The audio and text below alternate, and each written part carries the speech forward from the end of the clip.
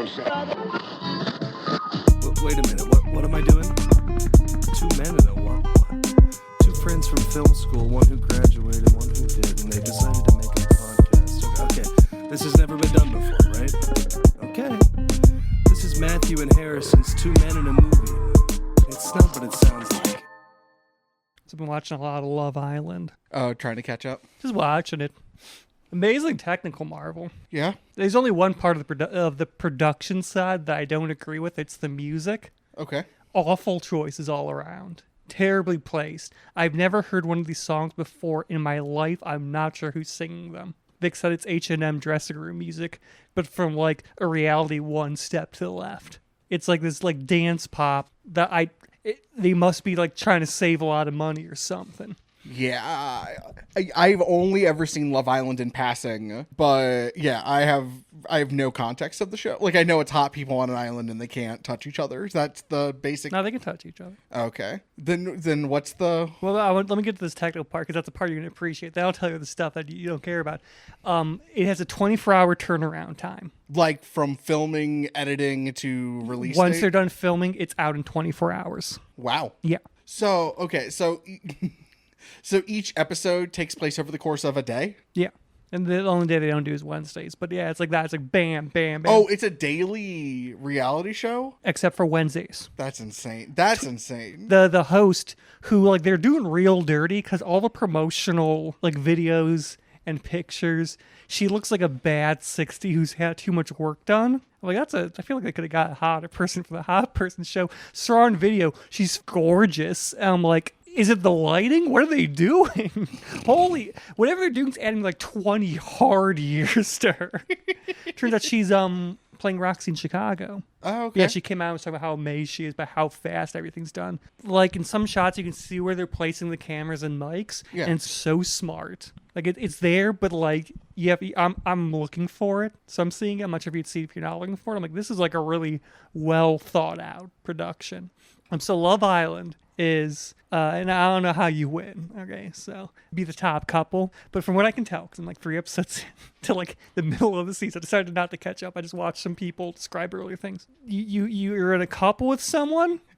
Are you in a couple in real life, or is it like a Amazing Race situation? It is. You are coming to the island single. And then they couple you with someone. They couple you up with someone, and then there's recouplings. Sure. And like willing, or the show is doing the show does it. Okay. Or you vote, or America votes on it. Sure. And at some point, the best couple will win. Sure. I guess this season is considered the best yet, despite the producer dying. It was a weird week of people dying. And it's like, it was a touching tribute they did at the end, but it's like, that's when you spend money and get a song I know. Like, I'm like, oh, you're using the same awful music for this, all right. But they got like more real people. Like half of them are still models, but they're like, they've done things in life. Like one was like a volleyball player, one was like a hurdler in college.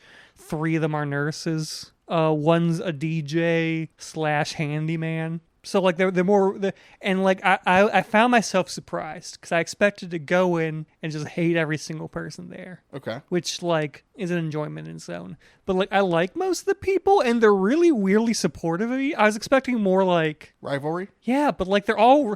Like even the men especially, I was expecting the men not to be like, but they're in like their room saying, oh, like they're done working out. It's like, oh, you're looking big, dog. You're looking big, man. And they're like cleaning each other up and helping each other out. And they'll cook breakfast together. I'm like, this is kind of sweet, actually. Hell yeah. What's the reality show that has the hot people that they can't touch each other? Like that's the premise. I don't know. Show? That's insane, and I like it. Let me look it up. It's something you got to know about Love Island. They all sleep in a long room. That's it.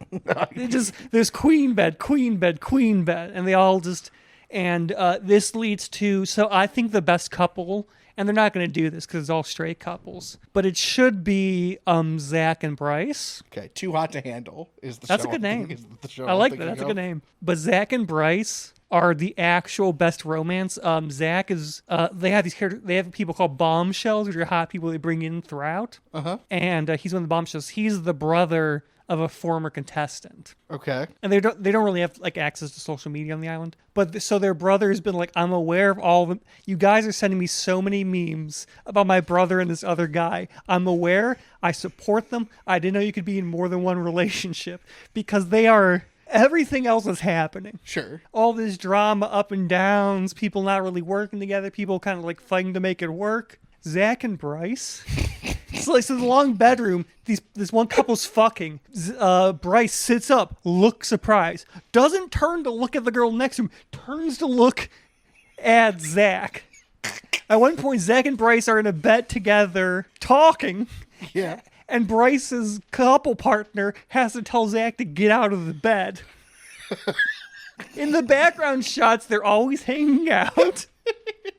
They're just bros. They're playing ping pong. At one point, they're like, I'm not sure if this couple's going to work. It's feel like nothing's settled. It's like, you got me. He's like, yeah, you're my number one, bro. The last challenge, the last episode I watched was you had to write a love letter to anyone. And that's who your new couple would be. They wrote to each other? No, but they did. But Zach did say, "Can I write to Bryce?" That's awesome. They're so, and also like Zach's like mom's like a hair and makeup person, so like he's always helping the guys out, and they're always asking him for advice and stuff. I will say something. You have to be more honest. Fucking Unsincere needs to put his hair up. He keeps letting it down for like the nighttime things. He has a really strong jaw, a really kind of square head. It's making his head look fat. You gotta tell him. It's not. You gotta be like, look, you said correctly. You do what you want to do, but you gotta follow that up with. It does make your head look kind of big. I'm getting really into it because of Zach and Bryce, and I'm like, they need a kiss, and apparently this is a big thing. I'm discovering everyone thinks Zach and Bryce need to get together, and they're sending his brother so many memes. Are they attracted to men, or are they just bros? I They don't could just know. be bros. It is beyond bros. It could be the healthiest. It's like us. the healthiest. It's us. Male They friendship in the work world. together at a workplace, and people think they're gay for each other. Okay. It's beautiful. Yeah. And I love it. I want them to win. I don't even care if they win as like a sexual romantic couple. But just as the two. They're of the them. real couple. Also, but then there's these two people I fucking hate. One of them is Casey. No, not Casey. I always get them mixed up. Corbin. Okay. I've never smiles. Every other person there smiles authentically. Not Corbin. And they'll do like nighttime, like of them all going to bed, and he's sleeping on his back like a fucking robot. He never talks to the guys. He never hangs out with the other guys, and he's obsessed with this bitch. I hate this woman. Apparently she's also kind of racist, low key. She's this nurse from Georgia named Kenzie. And I fucking hate her. She's, you know that look that like Sydney Sweetie gave in the interview specifically, or the look she gives sometimes where it's like, that is a mean look. That is a person that doesn't have love in their heart. She's always given that look. And they're always like, I'm going to try to make my couple work. And then they're all fucking kissing and shit. And I hate her.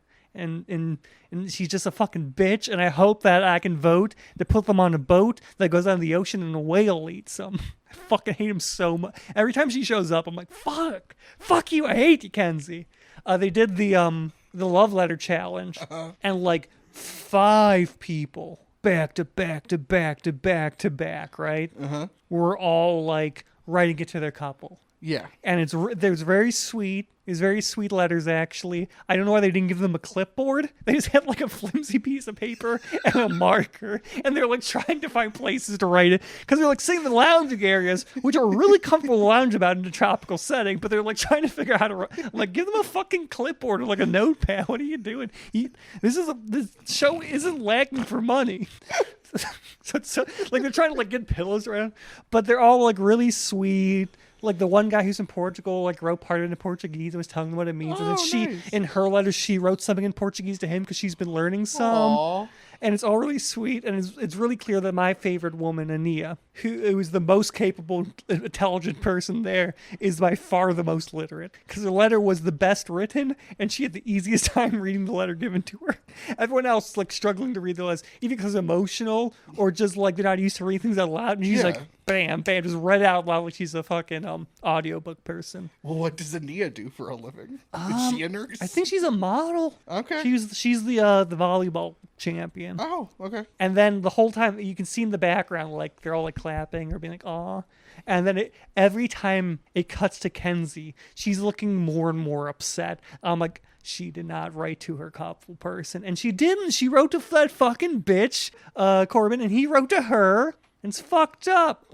Luckily, the woman that Corbin was with wrote to another guy that they got paired together the first week. They're like, this is who you're paired with, and they really liked each other. Oh, and they got split up, and so they got back together. But then Soul was upset, but she'll forget about it. There's no thought in this woman's head. She seems very nice, and I like her. No thoughts in her head. Just blank look. There's no. It's like how Werner Herzog describes a chicken, which is ironic. She went on like a really long chicken-based metaphor describing the situation on the villa, and I don't know what she meant by it.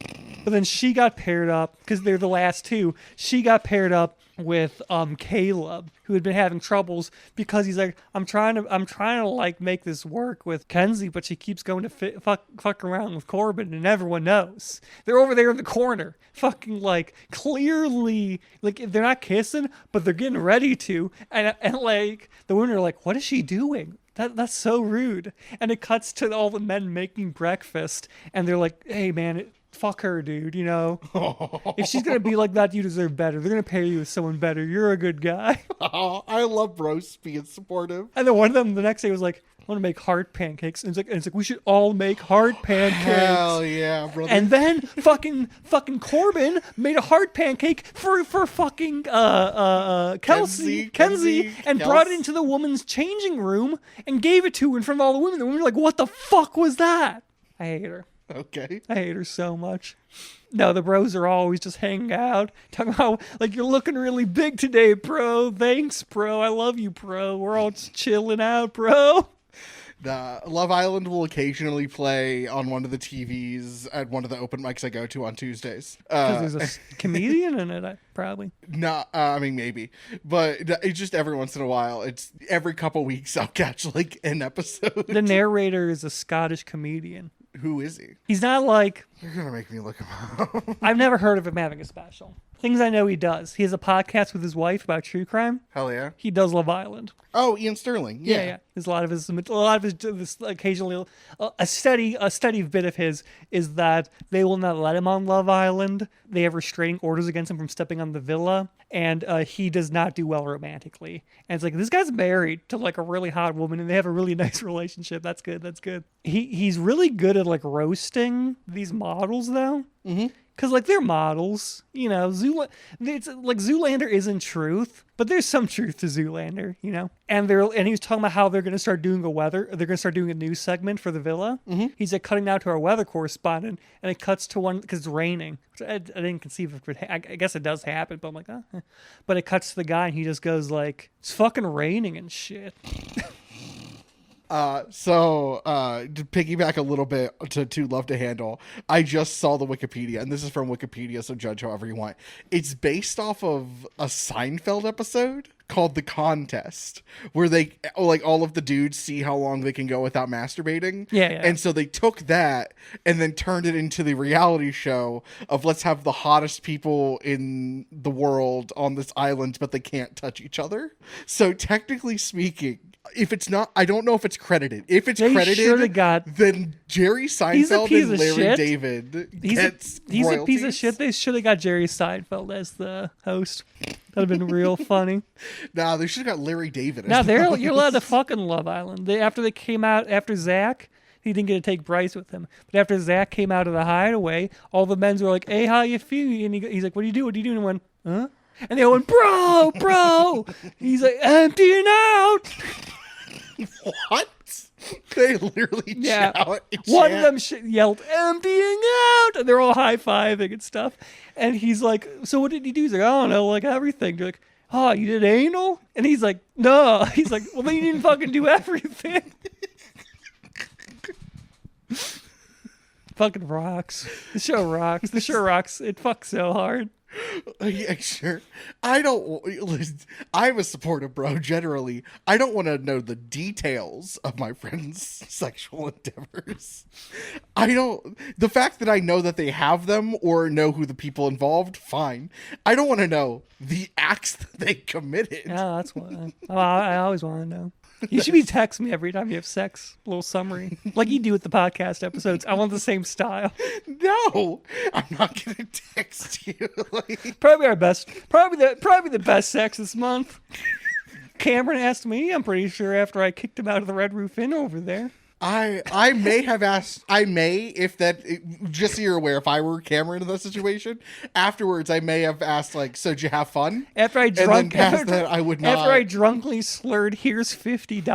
Go to Walmart or something." Fuck off. Yeah, I may have asked, like, so did you have fun? But I wouldn't at all ask, like, so in what ways did you? Like, That's the quickest I've ever recovered from being like on the verge of puking drunk. I was one eye open playing Pokemon Stadium and I won. I beat Cameron. He's really upset about this. And the fact that I won so drunk made me so powerful and horny. I had to pay him $50. So him and his girlfriend, 50 each. see, you paid $100 to have sex with this woman? Yeah. Did you know them? Yeah, no, I haven't seen her. Okay. We're doing like a little couples. Oh, thing. okay. And I didn't know it was, and then when I was moving in, it was like the second day Cameron was taking me somewhere, and he's like, "That's the Red Roof Inn." I'm like, "What?" "Oh shit, that's the Red Roof Inn." He's like, "Yeah, because the Walmart's right there. Bought some boots." Oh, hell yeah, good for him. Does he still have those boots? He's a man of many shoes.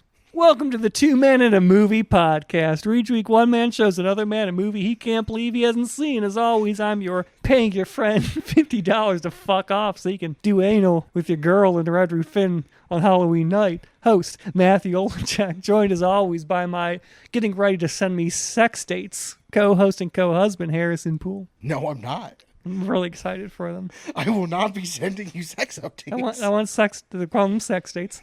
I want my sex dates. I will not be sending you sex messages. I think that would rock.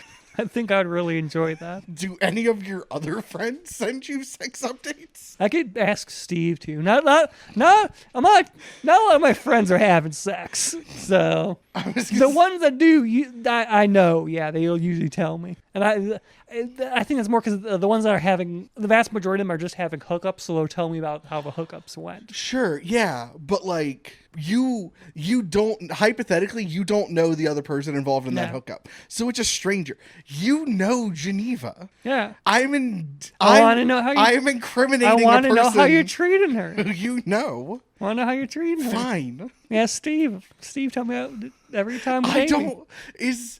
I have. Well, yeah. I want to know my boys and girls are doing well. We're doing fine. I need my little. I'm not sending you messages about it. I need to get up in the morning, have some coffee. A man comes up to me and says, "Here you go, Mr. President." Hands me a stack of sex dates. I go, "Oh, okay." Okay.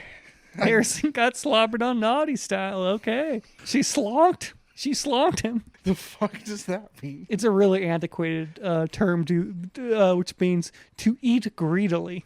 Okay, so okay. In the olden days, it's like that fucking person just slonked down their boiled beef. But these days, kids are slonk and schlong. Okay. Anyway, I'm done with this. I will not be sending you details. For like, get them through like a military radio, maybe through like. If you want to text Geneva, and if Geneva sends you details, that would make me uncomfortable. But like, go for it. If I give you a Morse code machine, can you send me? No. Like, so I'm just sitting there doing something, and it goes. I'm like, oh fuck. No. I'm gonna send you next time I have sex dates. I'll send you sex dates. I'm gonna send them the exact format. You send me podcast things, including Episode on drive. Yeah. Ad break at 1922. sex in the bag. Ad break at 5:32. I think this one's pretty good. Kind of lost the plot there for a bit in the middle, but we brought it back. If you're a good editor, you edit out the parts where you lost the plot. And that's what I said. We'll edit it out. It's fine. Well, yeah. I'm the one who edits the stuff out. Yeah. So I'll edit it out. Yeah, you're gonna come over and edit it. You have to watch. I'm not. It's like the Florence Pugh begging shirt. You have to be there. I have zero desire to watch you have sex. I need you to Matthew. I want photo shoots. I want like a really nice photo shoot of every time I have sex. Jesus Christ. Can you believe this is the last episode? This is the last episode. I sure can. Thought this podcast ended months ago. Honestly, mentally it did, and then it came back. Mel said she's gonna ritually commit suicide. Oh no, Yeah. Mel, don't do that. You have so much to live for. She's building like a little idol of Marvin, and she's gonna fucking kill herself in front of it. Oh my god. If you do want to build an idol of Marvin, please show me. But like, don't kill yourself. Maybe you'll see it in the crime scene photos. I would 100% take an idol of Marvin. I'm so excited to be in my favorite true crime podcast mentioned. Jesus Christ. This woman killed herself. In North because- Canton, Ohio, killed herself because a mediocre podcast ended. starring her two kind of funny. And that's when we sometimes have to come friends. back. That's when we have to start. The irony is we have to come back and do new episodes because we blow up after that. And we're like, fuck. Oh, I'll do it. Shit. If at any point this needs to be a job, I'll do it. I treated it like a job for 2 years. We'll rename we'll rename Marvin. He'll get gender Melvin? surgery and become Melvin. Or The Melanie the movie wars. We'll sell memorial T-shirts on Redbubble. why? What is Rest in peace, Mel. Thanks for everything. what is wrong with you? This is our first tour is the Mel Memorial Tour. We on stage have the Marvin, or I guess the new Melanie shrine in the background. Still as we covered in her perform. blood. And we start with like a a photo thing. We're like arms over an angel, but like it's all like the only pictures anyone has of her, where it's just her in the background of another person's picture. We have to circle her every time. We do a Ken Burns like zoom pan onto her, so you can tell where she is. Real talk. Rest though. in peace, Mel. Yeah. Rest in peace. Oh my god. So this is it, man. Yeah, How's it feel? I'm gonna devote Thursdays to painting little men. Hell yeah. I'm devoting Thursdays to Jorkin. going to Mike's and bettering my career other ways. So you can get really good at jacking off. It's time I go pro. Did I tell you that my car was broken into last week? No. So they broke into my car. They threw trash all over my passenger seat, and the only thing that they took were the 2 charging cables plugged into my Bluetooth adapter in my car. Maybe they really needed to charge their phone. Maybe, but like, and they opened my center compartment that has all my CDs in it, and like it was a mess, and some stuff was scattered, but they didn't take any of the CDs. The only thing they took were those 2 cables. They didn't even take the Bluetooth plug-in. Like, you could sell that. They needed to charge their phone. Then they needed, so they had a wall plug-in, but not a cable. Yeah. So who walks around with a wall plug-in? You see how this country's going? But yeah, I must have left my door unlocked because there was no sign of entry. But again, they took things, and my passenger side was covered in trash, so I know people were in there. So, look, man, sometimes you're out there, your phone's dying. You have a USB to AC/DC wall connection plug, but no cord. And that's when you have to break into someone's car to steal them. It's rough out there, man. It's hard times. Sure. It's Paramore's hard times. Luckily, I had 2 backup cables that I just grabbed from my back seat and plugged right back into my adapter, so I didn't even need to buy new cables. Yeah, see, you did My life was completely unaffected. you did a good you did a good turn. Sure. So I'm not gonna not miss this show. This show is like become a staple of my life, obviously. I think the first couple weeks after the show is done, I'm gonna have some sense of relief that I have all this time. It's been 2 years. 2 years. I know. And then Same as the front bottom song. yeah, afterwards, after a few weeks, I think I'm gonna get that itch to start another project. And I really gotta work hard to fight that itch. You should get into like, you should like do like interpretive dance. Nah, I'm good. You should get into modern dance. I have no desire to. You should get into, was it burlesque? What? Get into like burlesque dancing.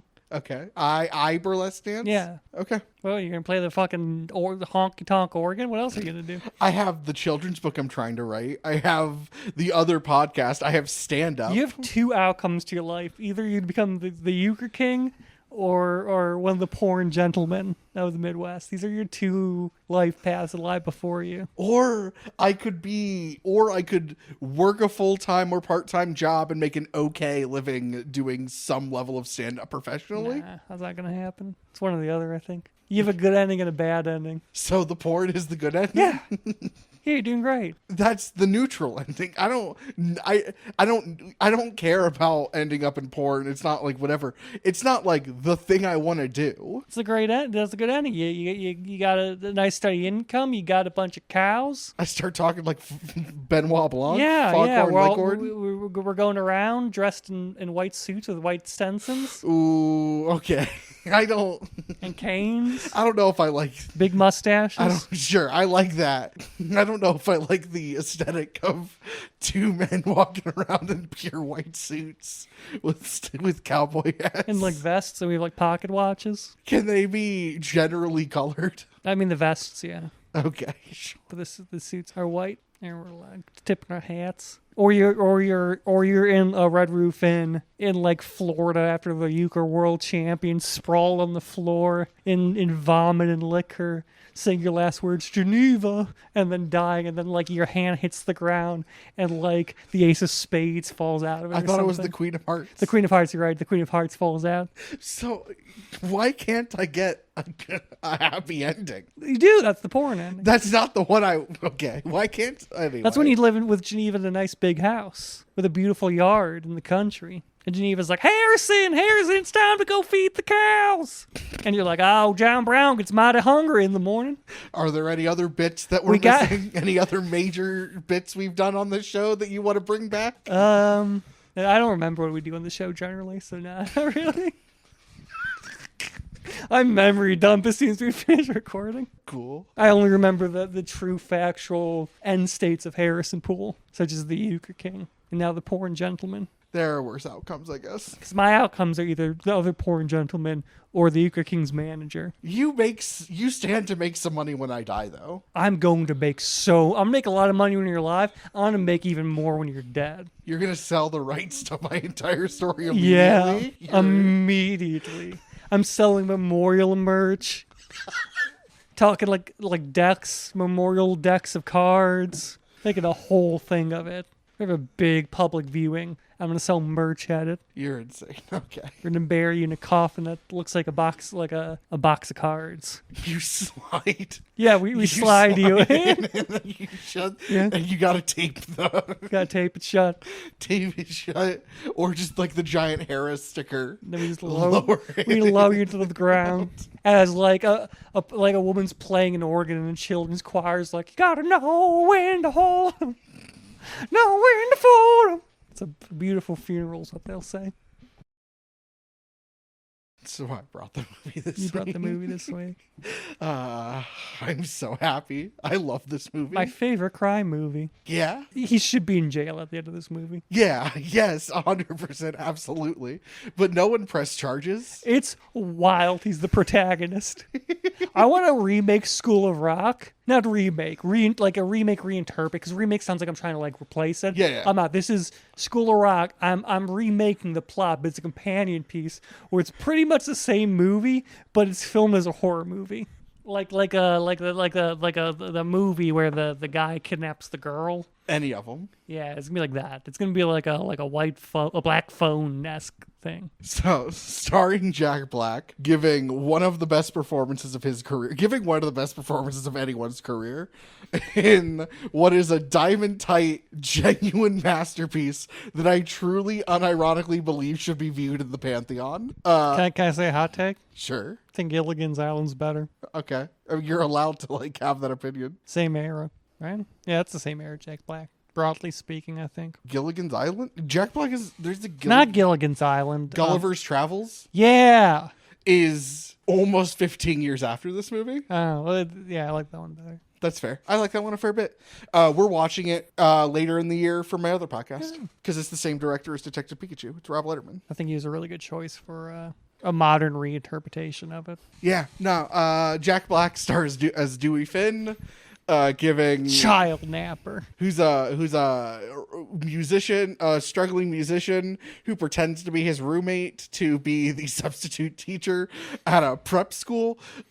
This movie exists because of another movie we watched earlier in the show, Orange County, also written by Mike White, starring Jack Black. But then Jack Black did so well in that movie that Mike White wrote this and then later Nacho Libre as like Jack Black vehicles. I want to say, don't quote me, I would actually have to fully look that up. It is I think this is his first like lead. He is the driving force of the movie. It's a movie that in universe would be part of like a true crime podcast. Where they talk about the man who impersonated a substitute teacher and didn't like teach anything. He taught them how to stick it to the man and be rebellious. Yeah, they're gonna and- fail. They're gonna fail their files, be held back a year. Nah, they'll be fine. He taught them history and math and French and Spanish and Latin and math. Did I say that already? And everything that needed to be covered. He was These good. kids are not passing the graduation test first try. They'd be held back a year. Maybe. I mean, at the end, they must have done well. They must have passed. I assume that was the same year, so we don't know. Nah, that's the next. That's like at least a few weeks to a few months later. I don't. We have no way of really knowing. How They're gonna much be of the like it's time gonna skip be is. like 10. How old are they? 9, 10, like 10. They're like 10. It's gonna be like 15 years later. Their husband or wife's gonna be like, "Why don't you know this very basic thing?" And they're like, "Oh, must have been supposed to learn that in the year that a big man came into my classroom and impersonated a teacher For 3 weeks. for 3 weeks and didn't teach me anything. And instead used me as like free labor for a band because he's chasing his personal glory." And then he grows to love them, and he matures, and he becomes more of the grown-up that he needed to be. None of what he does is, I was gonna say legal, but I was gonna say ethical is the Is word I was looking ethical? for. None of what he's doing is ethical. And I'm uncertain of the legality of it. Oh, well, impersonation is illegal. There's a Yeah. reason the cop was there. But I'm not sure how many crimes there. Because I know just impersonating is illegal. I'm not sure if he's probably doing some fucking. It's like you have to have some certification to be a substitute teacher. I'm sure. No, maybe because in Ohio you What only need a state is bachelor's this? degree. New York. Does he have a bachelor's? You know what? Let's pretend he does. I don't know if this man has a bachelor's. A bachelor's degree and and can pass a criminal background check. So we're gonna pretend that he has one. He doesn't strike me as the person who has a bachelor's. He strikes me as a person who coasted through college. He doesn't strike me as a person who like cared. He strikes me as a person who's like, college is for suckers. I'm gonna focus on my music. I would say that, but there is the photo of him and Ned and director Richard Linklater as Maggot Death. Yeah. And we're gonna guess that photo is 10 years years old, and they're maybe in their early 30s, late 20s, early 30s. So that's almost exactly college age. Yeah, well, he was alive when everyone else was going to college. And the other guy's a musician. They probably met in the music scene. They probably met in college. I don't think he went. What was his degree in? Music. I'm gonna look. I'm gonna see if it's ever been answered. But for sake of criminal record, let's just pretend he went to college. So we have impersonating we have impersonating your roommate. We have, technically speaking, the kidnapping of children when taking them to the battle of the not just to the battle of the bands, but to the auditions. Yeah. Those are the two big ones. Quite literally, an incredibly large case. Yeah. So let's pretend that he has his bachelor's so that he could be a substitute teacher. He just isn't. Impersonating a substitute teacher charges New York. So you're looking at about a year in jail. Kidnapping 10 students, New York charges. No, this is. I think look up what the charges are for one case of child kidnapping. What are charges for one case of child kidnapping in New York? So he's looking at 51 years. Yeah, he's looking at 51 years. Okay. Committed like 10 felonies, and oh, okay, you should be able to work felonies. That's stupid. It's like what's your felony for? Like drugs? No, I kidnapped children after impersonating their substitute teacher for several weeks in an attempt to give myself a band so I could beat another band in a battle of the bands. It's only a happy ending because they were good and the crowd liked them. Yeah, and it was. What's your point? If the crowd didn't like them, I would have turned on these kids instantly. He wouldn't have turned on the kids. They would have turned him in. Not the kids, the faculty and the parents. The faculty and parents definitely, if it did not go well, would have turned them in. They still should have turned But them in. they shouldn't have. Their sons were very skilled, and they saw their children have light in their eyes for the first time in a decade. In the real world, I'm on your side. By arguing by movie logic, nah, he's perfectly fine. I was trying to find if he had a bachelor's degree, and I just came up with a bunch of think pieces that were like, can a bad person unintentionally be the hero of a story? He is. I mean, he is a mooch. He is he's an emotionally immature, like vagabondy type character that who's been mooching off his friend Ned for years. And then Ned gets a girlfriend, and the girlfriend isn't happy with it. And so now he is looking for a job and impersonates Ned to be the substitute teacher. He couldn't even spell his last name. I don't see what... Yeah, it's not giving strong bachelor's degree vibes. Nah, those are all fine. So he got his bachelor's degree and then immediately went to the band. Listen, I agree he probably doesn't have one. But like at the same time, for the purpose of not giving him more jail time. He's gonna get more. He's getting a lot of jail time. He's getting 50 years. He's getting more than that because he definitely does not have a bachelor's degree. Okay, and he's going to come out and he's going to be in his 80s and he's going to be a rock star in his 90s. I don't think he's going to be. I think he's going to be a John Hinckley figure.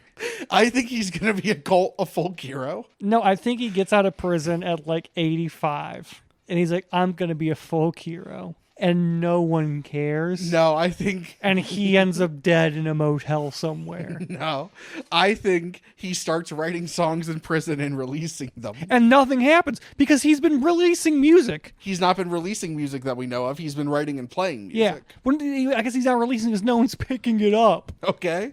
He's going to start working underground independently. And then he's gonna give the tapes to Ned, and Ned is gonna give. He's not gonna succeed. He hasn't succeeded at me. The only reason he succeeds at music in his life is because he gets a bunch of talented children to do it. The thing about him though is that like he is also skilled and talented. Yeah. He has the charisma to do it. He's missing something, and he has to use children to fill whatever he's missing. He's missing the emotional maturity it takes to like get to whatever level he needs to get to, and then those children like give him the opportunity. Does it take emotional maturity to become a rock star? It takes a level of maturity to be able to like, for lack of a better, like plan everything. Even if maturity is the wrong wrong word. There is like, even intellect is the wrong word, but there is like whatever skill based, whatever we want to call it, some level of like emotional, spatial intelligence that is required to like long term get this thing done. And he doesn't have that. And then the children give him an opportunity to grow as a human being and be less of a man child and to like Also, grow it's 'cause into it's a gimmick his full band. self. The only reason the band's so well received Is because that song rocks? is because they're all children. No, that song If rocks. they were all adult, the song rocked, yeah, and they'd be like, "That was good," but they wouldn't go encore, encore. No, it's because it's a school of rock. It's a bunch of kids rocking out. It's a gimmick band. Nah. It's a Kiss. Nah. Also, though, No Vacancy winning is the exact kind of adult contemporary alternative that would have absolutely won a contest like It's like that. how kids. I don't think Kiss would have blown up if they didn't do the makeup. And people would have just been like, that was a nice band. I forget the name of it, but it was cool. If it wasn't a bunch of actual prep school children, You're being way too pessimistic right now. he kidnapped children. And? That's bad. And? Okay. Like, what are we talking about? It's for the plot of a children's, like, not even a children's movie, because this is technically PG-13. This is the softest PG-13 I've ever seen. This could be PG, especially by today's standards. This is PG. It's basically that they mention drugs exist and kids say swears. Not even hard swears, but swears. That's the whole reason why this is PG-13. What a quaint world 2003 I must can have been. see the true crime episode for like the School of the Rock Killer, where they start like the hosts are really into it at the beginning because it's like this, like, oh, he took the kids to a battle of the bands, and then you get to the later things and they're like, oh god. This is the story of a man-child growing up and children being more emotionally mature than the man-child. And if you break down the plot of this movie, it's messed up. I'm not even he becomes less of a dick. I'm not sure he grows up. It's a story of a man-child committing crimes in a way that people like, and then he gets put in a position where he can still be a man-child but get a steady paycheck. He's not a man. He's not as much of a man-child at the end, though. He does grow up. He grows to love those kids. He grows to be like an authority figure. He grows into be like, he grows into the level of adult that they needed him to, like, that they needed him and that he needed to be, to the point where even in the end, when he's like, one, when he's protective of them at the audition, but two, like at the end when he's like apologizing to them, they're all talking like peers and equals, and he's like manning up in a way that he never did with his old band. Like, it is the story of like these children teaching this man to grow up. See, I viewed it as him just kind of learning not to be a dick, because I didn't view it as him responding to these kids as an authority figure. I saw it as him responding to these kids as just other bandmates, and he's not being dicks to his bandmates. The way that he reacts, though, when especially at the audition, but like there are a couple times, like especially in the first half and at the audition, where he like is emotionally there for these children in a way that an adult has to be. That like before these kids, you never showed that he had the ability to be, like the ability to show up. I'm just not sure he's viewing them as like kids. I think he's just viewing them as his bandmates. Well, he is viewing them as kids, because when he goes to get Freddie, not only does he like talk about him, like tell them that he's a 10-year-old and that he looks up to them and that they need to be responsible adults, he speaks to them as like, you scared me, like as I was looking over you, and then I saw you as a child in my protection, and then you wandered off and it scared me. I think that that's just how you are towards your bandmates. That's not how you are towards your bandmates. You're protective of them. Not in They're that your boys. Not in that way. Not in a parental, not even parental, but in like a bordering on parental way, in like an authority figure-y way.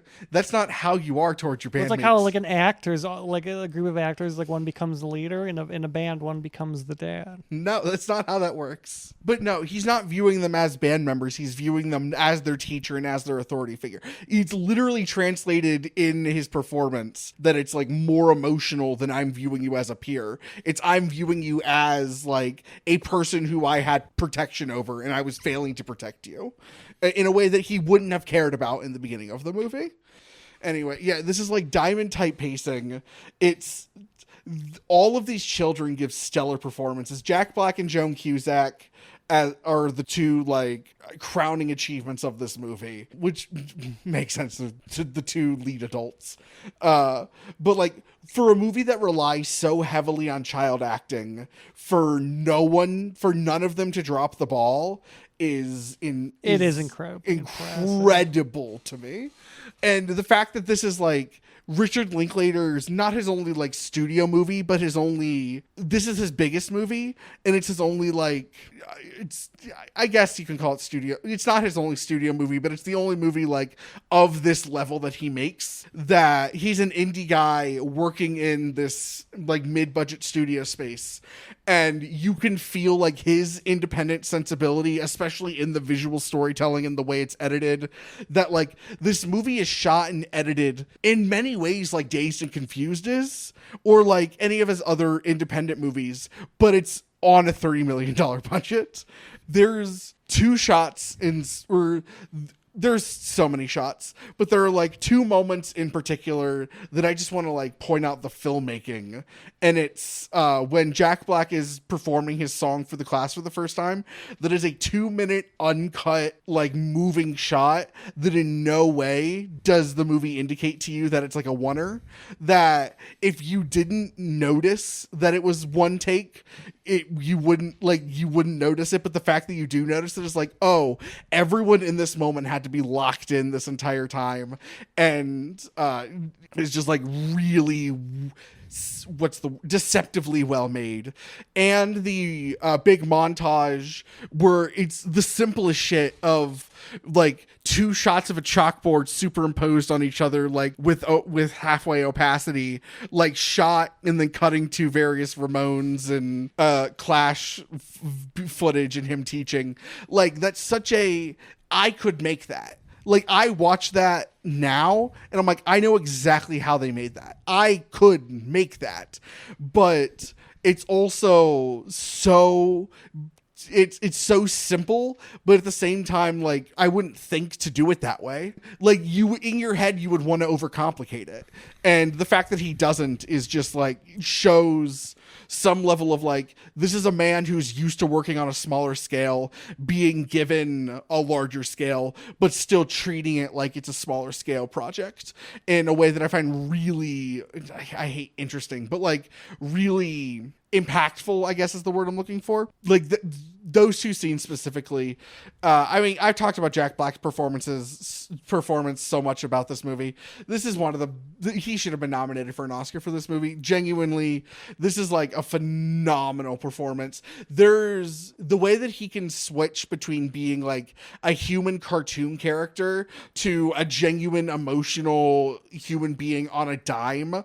A specific moment of that is when he's showing Lawrence the piano when he's joining everyone in the band, and he's like singing and dancing to the song, and then when he stops and is like, stop, it's perfect, you're perfect. Like the way the small, like the way that they frame his eyes and the way like his eyes are like intent on the actor, and the way that like his vocal cadence so delicately changes from like heightened to completely real for those like second and a half, and he stops on a dime to deliver like a very human line before then snapping back into human cartoon. That whole scene in general is like a great performance of that, but that moment in particular is phenomenal. I just, everything about this movie works for me. Anyway, watch this movie. It's okay, kids kidnap as long as they only go to one location and you find them that day. And they're rocking out. Yes, they're rocking out, and they come in second place in a radio contest. But then they get the encore, and then they're the people's champion. It's Rocky, man. It's School of Rock. School of Rock is not Rocky. School of Rock is Rocky. It's School of Rocky. It's not School of Rocky. I'm allowing a lot because this is your favorite movie. I will not allow this. This is not Rocky. It is. It's a man who got knocked down. Rocky's about a man who's down on his luck. Yep. Who through his own sweat and tears climbs to the top. School of Rock is about a washout who steals. No, it's about a man down on his luck. He's a washout. No, who he's a man steals down on his who luck. steals his roommate and friend's identity in Who, order to through his impersonate him skills, in the educational system finds his band of people who can to train him kidnap children. through everyone train to and through their kidnap- skills to to train train toward and the final kidnap fight children. where they come in second place, but in actuality they become the people's champion. It's Rocky. It's Rocky. It would only be Rocky if in Rocky he took kids and made them box. So it's Creed. Rocky doesn't commit any crimes. Nothing Rocky does is going to get him sent to jail for, at minimum, 50 years. Okay. Well, then Rocky should have done some shadier shit. He should have kidnapped It's some better. children. It's I'm It's with better you. when children are kidnapped. Yes. It is. I'm viewing this through the context of the movie. I'm not viewing this as if it's like real world, because it's not real world. It's a fantasy world. It's not. It's our world. It's a fantasy world. It's a fictional world. but it's set in like our reality. No, it's set in an alternate universe where this Where kidnapping children's okay. As long as no one presses charges and they win the People's Choice fucking radio contest, yeah. It works out, therefore it's not our reality. It's a fictional world. You have to view it through the lens of a fictional world. You can't view the surreal, fantastical events of this movie. None of the events are surreal or fantastical. I disagree. Everything is so grounded. It's not even kind of grounded. It's a man. This is it is a some- man who pretends to be his roommate for a last second to be a. That could happen. It could not. He would not last the day. If this were the real world, he would not have lasted a full day. Or, bare minimum, he would not have lasted the second day. Maybe he lasts the last 2 hours of the day. But he would not last the second day when they had to do a background check and he had to submit to a bunch of other information.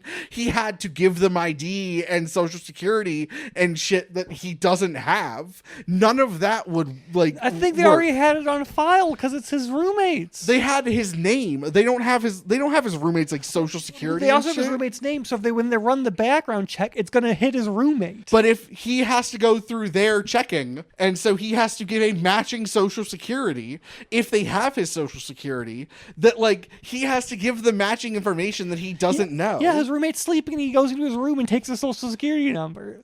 Where He probably where knows is his he- social security. He's probably somehow learned his social security number No, he- for his mooching needs. He has not. He is Second a off, thief? how do you know where he keeps his social security number? He's a thief. He's a scoundrel of the highest order. Sure.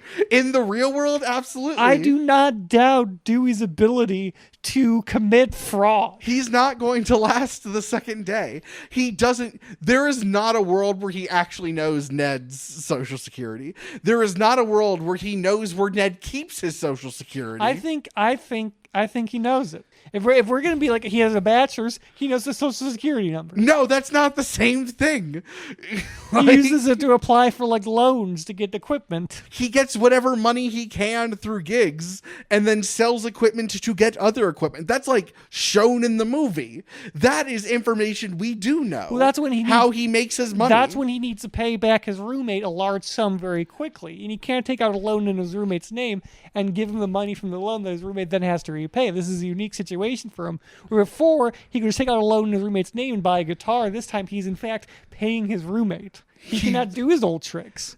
He must commit fraud. The assumption that he has a bachelor's degree is much more likely than that he knows the social security number of his roommate. I think. Did you know Cam's social security At number? no point did I mooch off of Cam. Sure, I've borrowed money from people and I don't know In their the social security character number. of Dewey at the start of the film, Yes. I find it far more easy to believe that he has memorized his roommate's social security number for nefarious reasons than that he has a bachelor's degree. I disagree with that entirely. It is because of your warm, it is blinding not. love. It is for not. Dewey and Jack It Black. is not. It is based on characterized in the beginning that he does not seem to be he is not shown to be like nefarious in that way. That he mooches off Ned in that Ned pays rent and probably pays for meals, but at no point is Dewey shown to be like actually evil.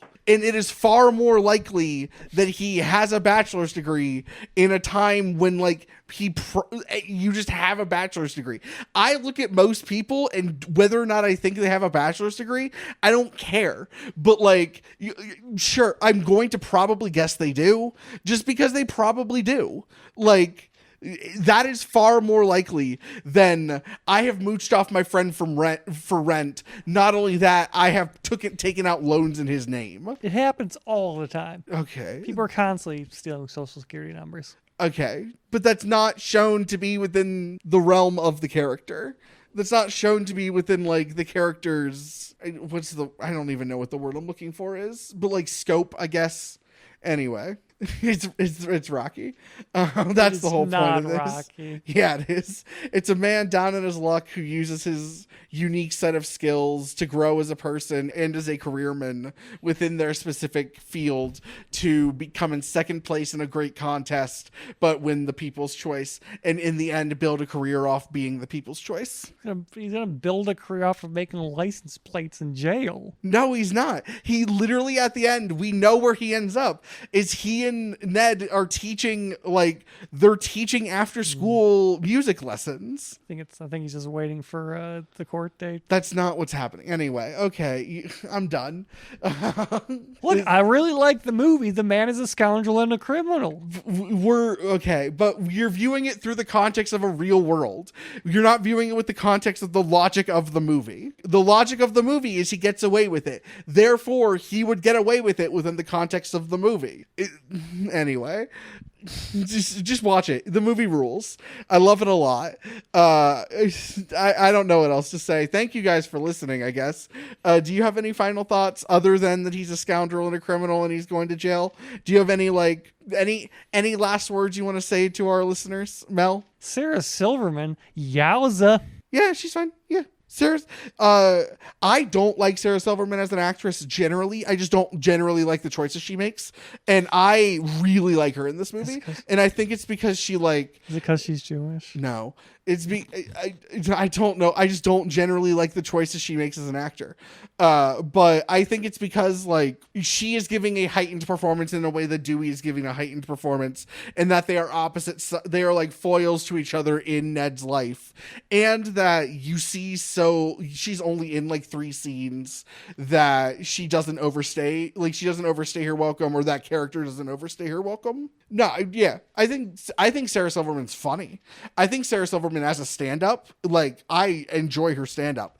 It's just truly, it is like I generally do not enjoy. I think she makes too big of choices as an actress generally, and I think that works for this movie. And when everyone is making kind of big choices, but also like the movie very filmmaking is very grounded. That like I think she works in this movie. Yeah, she does. Okay. Thank you so much to Tristan Hosseter for theme music.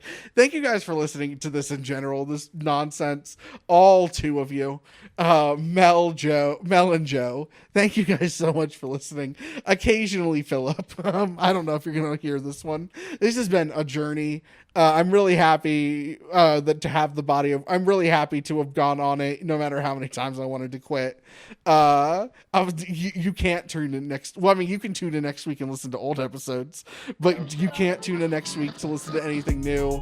Everything ends. Everything ends. After you finish next week, when you go to tune in and there's nothing new, I want you to think about how all the people you love in your life will someday die. So long and good night. Hugs and kisses. This is Matthew and Harrison's 2 Men in a Movie. It's not what it sounds like.